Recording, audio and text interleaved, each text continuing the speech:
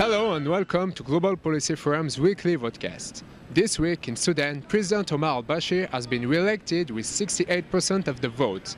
This was the country's first multi-party election in 24 years, but the process has been criticized for falling well below international standards. Al-Bashir also faces prosecution at the International Criminal Court, but it is unclear whether he will stand trial. Meanwhile, Salva Kiir, the president of the government of Southern Sudan, has also been re-elected with nearly 93% of the vote. It is expected that coalition government will form between the north and south as the country heads toward the referendum on southern independence in 2011.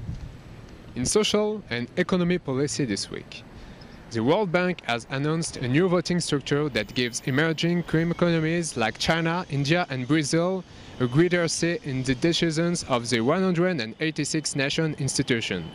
China was the biggest beneficiary as it is now the third largest shareholder behind the US and Japan at 4%. GPF and other analysts, however, question the bank's claim that this new arrangement gives developing countries an enhanced share of voting rights at 47%. As most of those who have received increased voting power are emerging countries, not the poorest countries, most affected by banks' activities.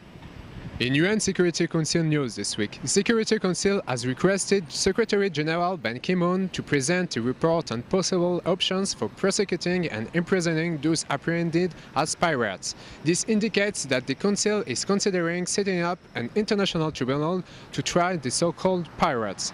The UN Security Council has also asked all the UN member states to criminalize piracy under the domestic law and to prosecute suspects apprehended off the coast of Somalia. On UN reform, in a recent interview with Democracy Now!, former General Assembly President Miguel commented that the United Nations is beyond reform and has to reinvent itself. He went on to criticize the United States' hegemonic role in the United Nations and further suggested that veto power is open to inappropriate use by permanent members of the Security Council. Such abuse undermines democracy within the UN. For insight analysis of these stories and more, visit our website at globalpolicy.org. You can also follow us on Twitter.